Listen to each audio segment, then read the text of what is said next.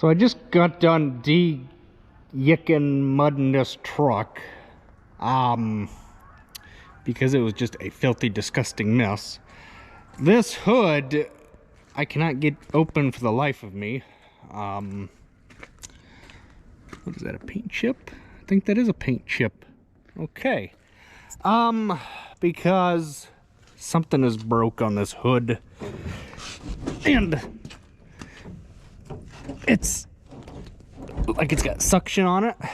I'm not gonna mess with it anymore because well, I know people would say, oh, just pick up under here, pick up under the fender and you'll be good. Well, no, that's how stuff gets broken. That's how stuff gets broken. I'm not looking to make work, okay? If that makes sense to anyone. It makes perfect sense to me. So, we will go ahead and move on to the next truck. So when we bought this truck, I gotta wait for it to build air again.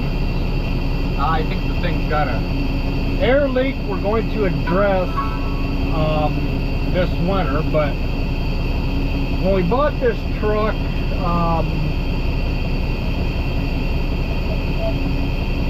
think it was 2016, no, 17, we bought this truck. It did not have any tag axles under it to be a quad axle. No, it had one axle under it, one tag axle. I don't remember if it worked or not, but fixed it up, did some work like that, and just put the truck back in service.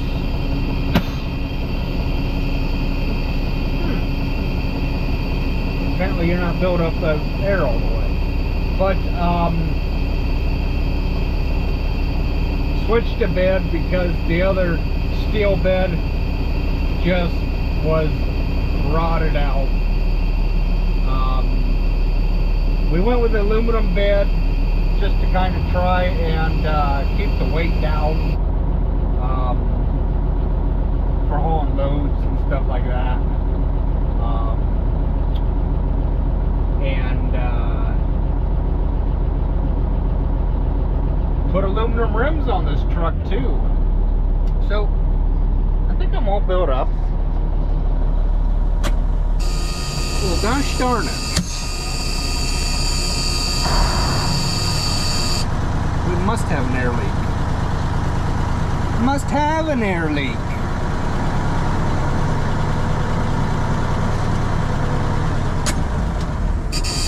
Well, come on here. So we're built up to 90.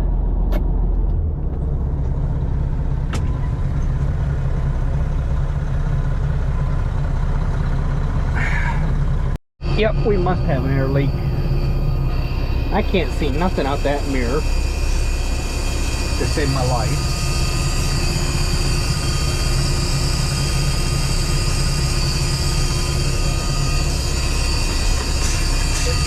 So I guess we'll just sit here. I cannot get this thing to build air to save its life. I can't.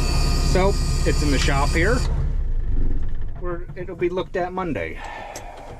Something underneath there is leaking. I can hear it clear as day.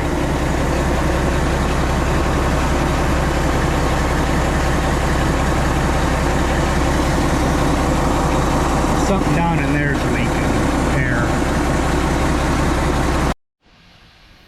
Well, if that ain't just great. Oh well. Ah, this one better build air all the way.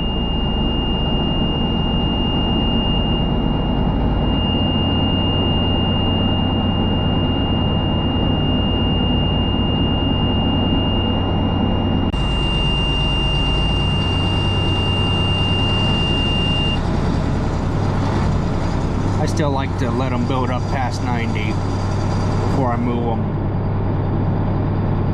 Just to ensure that the tags are up and all that.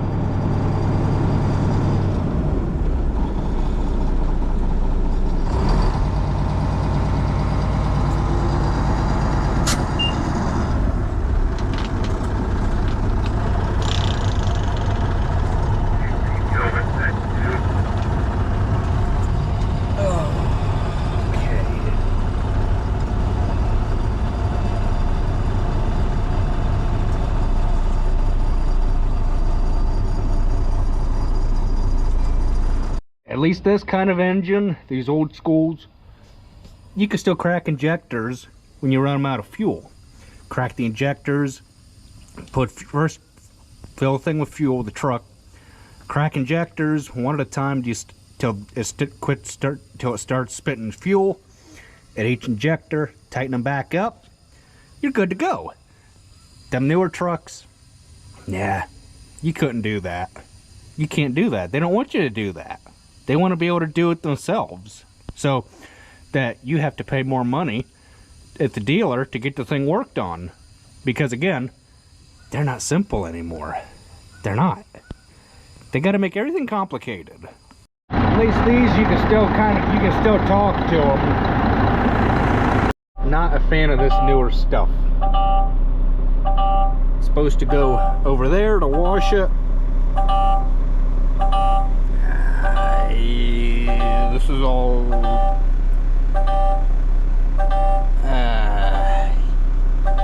yeah.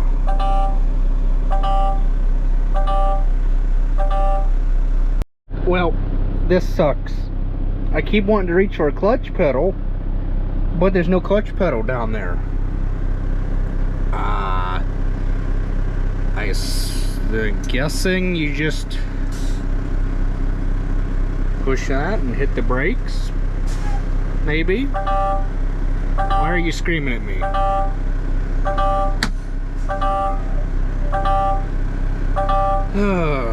Electronic garbage. Or do you gotta push?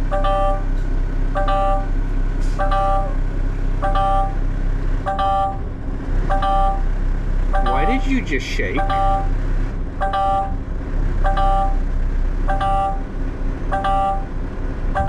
So it will not let you drive.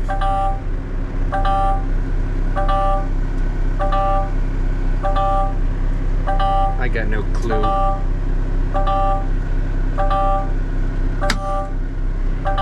Okay, now it's saying depress brake thingy.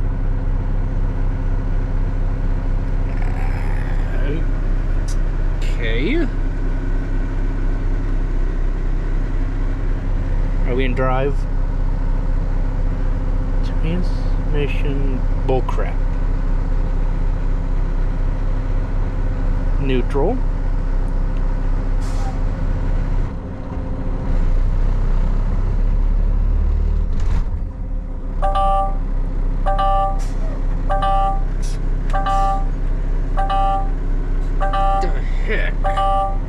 Oh, this darn stupid garbage. Hate this push button crap. Come on. Oh. Don't think you're supposed to do that.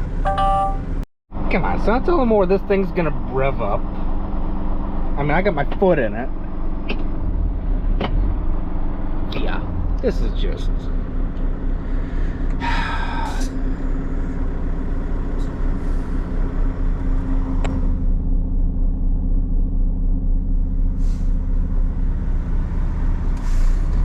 Oh, that's weird.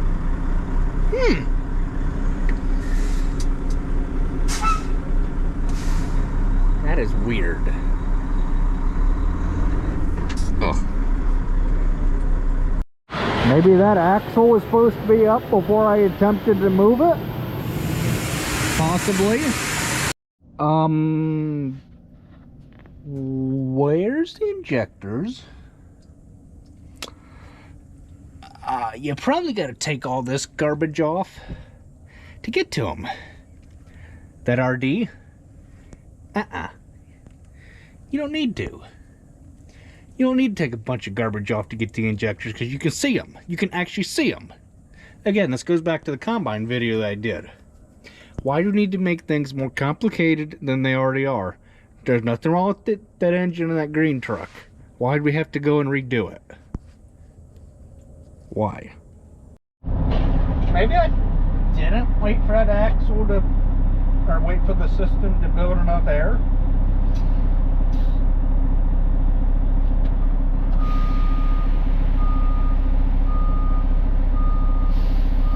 Apparently you're not supposed to sit with your foot on the brake on an automatic. I don't know. This is new. I'm not a fan of it. So now what? I go to put the thing into neutral? Or I wanted to stop because I seen that them gauges were low. So I put the thing in neutral. I was like, well, maybe I can put the thing in reverse without putting my foot on the brake. Apparently not. Apparently not. Huh. Yeah. Try it one last time, and if I can't get it, then it will sit here until Monday. Yeah. I'll forget it.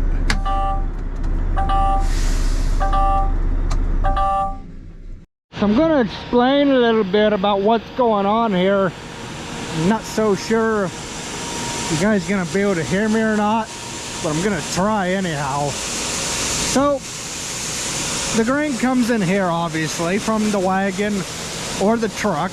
We're using trucks now, so it'll come in from the truck, go up that bin. That's the wet bin we put in this past spring.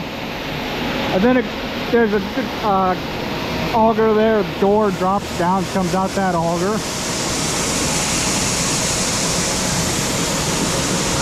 Right here, okay? The corn comes out that auger. There's a drying floor in here, and it comes out that auger, drops down into that boot down there. Comes up this auger, it goes into the dryer, okay? Now, just think of it as a big clothes dryer, okay? How each one of these columns, you can see here, they're full of corn. And I'm sure you guys can see, right there. There's corn inside this dryer, and it's drying.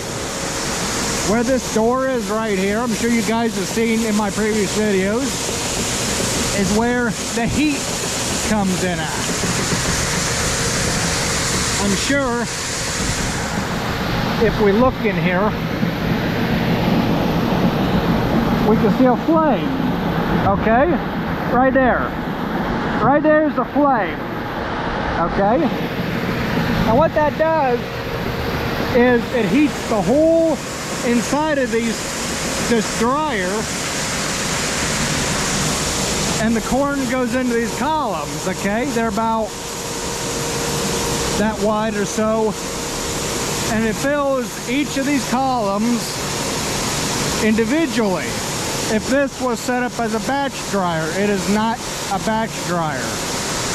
It's a continuous flow, okay?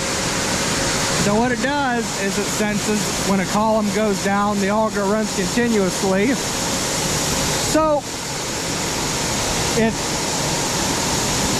slowly fills the dryer as it needs to with that auger up there. It ever so slowly fills the dryer as the corn dries. There's an auger inside the dryer that spins, augers the corn out to this little jump auger here into the screen, goes up the transfer auger there. We're filling that bin back there, so it'll go up to that auger there and into the bin. I don't think we'll be able to see anything back here On our other dryer, you used to be able to see a flame back here. This was completely different. This was completely different on the other dryer, but that is why there is that little access door.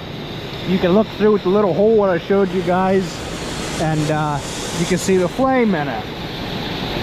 I don't know if you can hear me, but that flame, what it did is it heats the inside of that thing, just like a clothes dryer. Okay, when you dry your clothes, same thing, other than that has columns. And if it was set up as a batch dryer, it would, you know, just, well, not run continuously. It would fill a column and it would just keep moving its way down the line. As one column would get filled, it would fill them evenly from the top, and it would just, well, let's use a shop as an example, okay? You start filling from the top. The corn's gonna run off both sides, not just one side was gonna favor the other. It's gonna fill it all at one time. When it gets filled up to the top, it'll move down the row. Fill that column. When that one gets filled, it'll move down the row until it's done.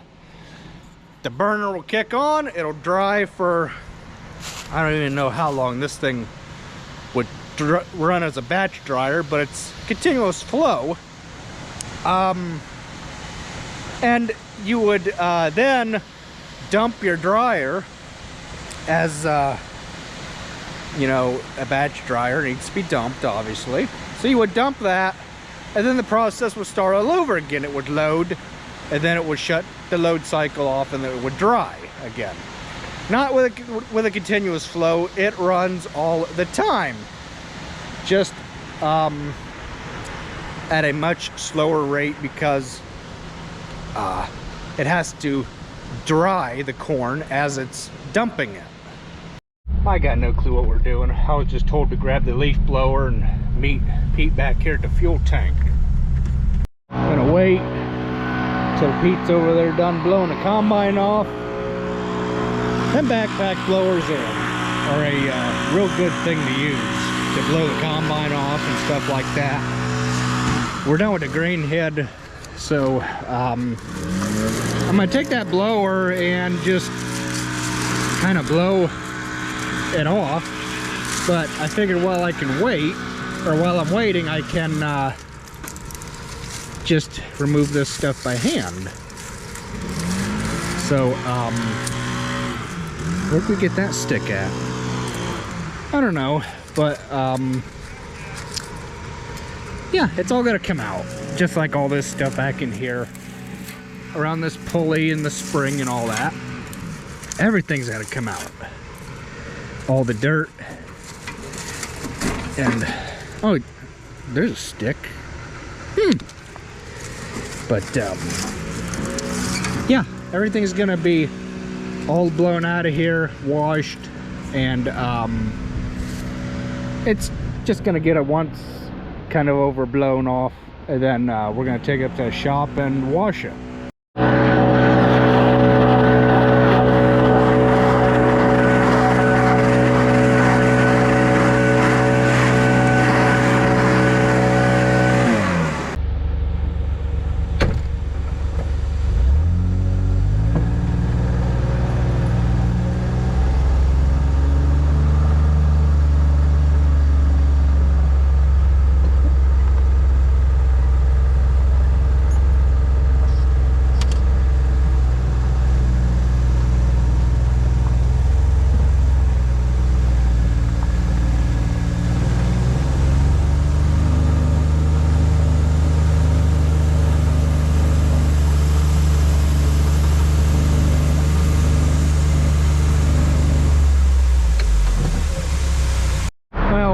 So Dad was like, you're gonna hurt that gator.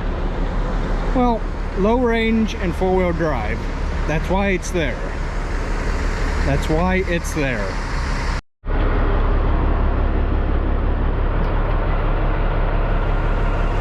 It is raining. Gosh darn it.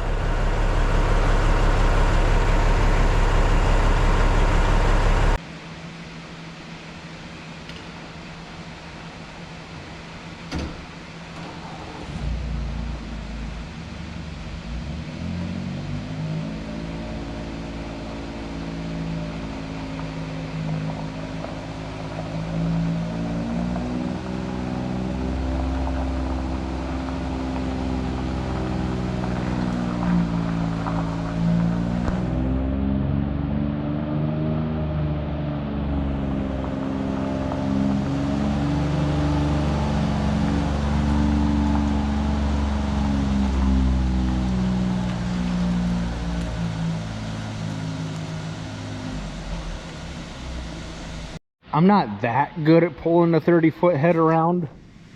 I should have got it closer, but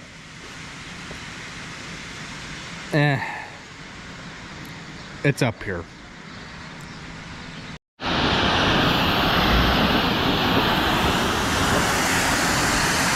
This thing is heavy. This thing is heavy on the cart. I can't tell if that tire needs air or not, or it's just the weight of the head. But I do know I need to unhook that gator, because I'm not going to be putting the wagon away, or the grain head away with the gator. It just, I know I got the hitch on the front, but it's just not going to happen. I will admit though, the only reason why oh great, we're out of soap. I'll admit, the only reason why I pulled that pulled that grain head up here with my 835R. I almost said 835M. I don't have the 835M no more. I got an 835R, okay? I just, you know, I had to bring that straw chopper up anyway, and I had to bring my leaf blower up. So I just figured I would just use the gator, because A, it's one less thing I have to start, and I was just under the impression that I was just going to be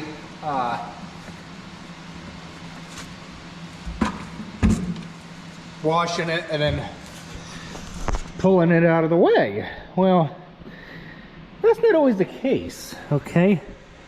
That's not always the case. What we got going here? And not to spray me in the face. That's what I need. Well, that would be good, helpful.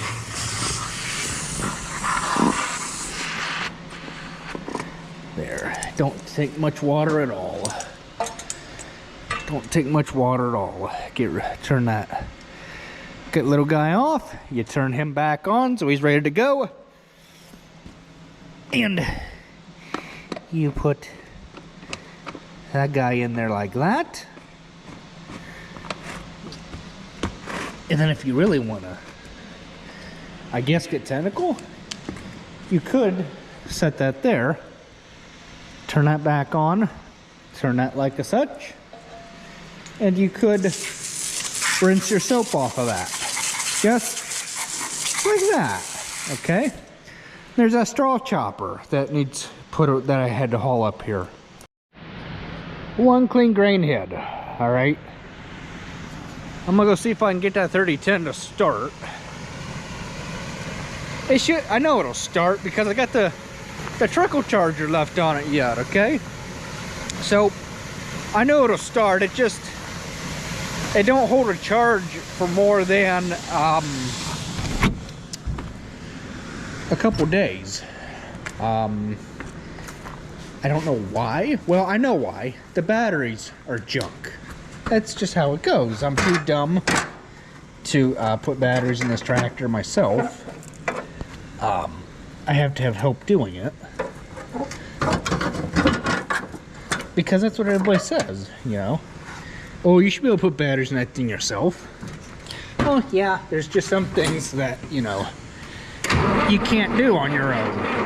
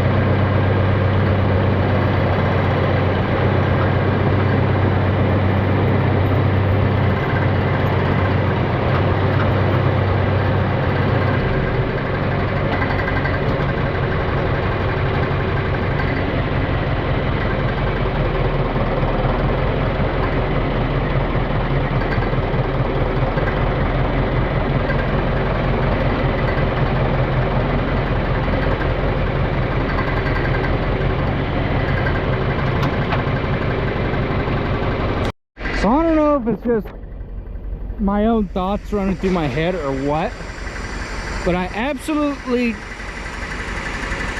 don't like moving this 30-foot head around this farm. I don't like it. I don't like it. I don't know if it's the length of the head that screws with my mind, or if it's the head plus the tongue of the cart. Something's got me paranoid over this darn thing, and I don't know what it is. I don't know how to get the paranoia out of my head, and no, I'm not making that up. I'm being dead serious.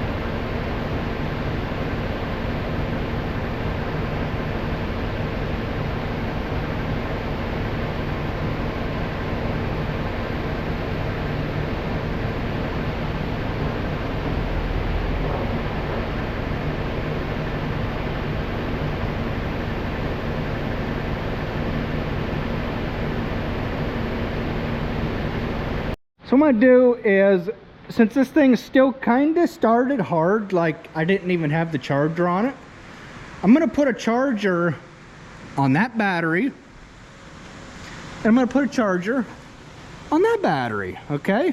And it should take care of the problem. I'm hoping. I'm gonna wash this truck while I'm at it. I'm going to do just that. Might even do the white one too.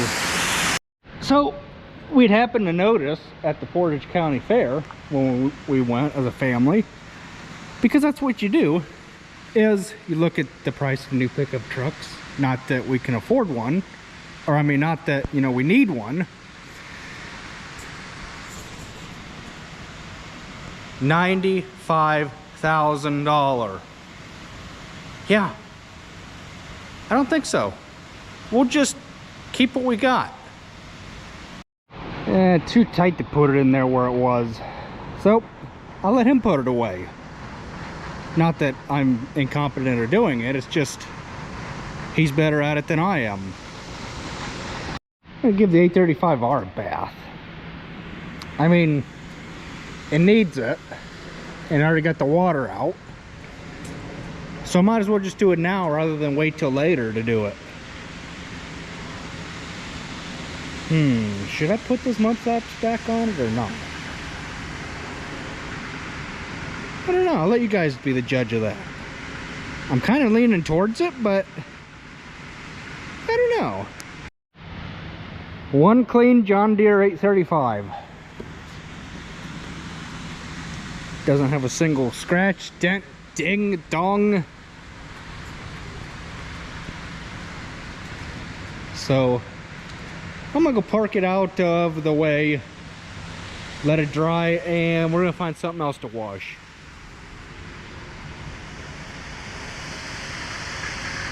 Things just look so much better when they're taken care of and clean. They sure do.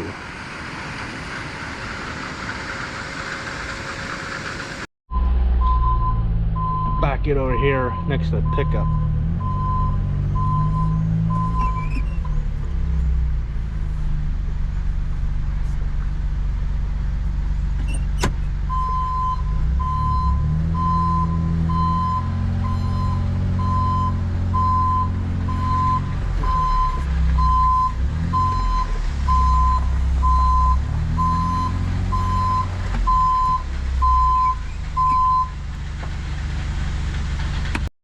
What in the heck? I can't have this. So I figured out my problem. You cannot use a garden hose end when putting soap in a dispenser like this, because it'll just, you won't get nowhere. Well, that's going. That is clean, and I'm headed home. So we shall see you guys in the morning, or maybe Monday.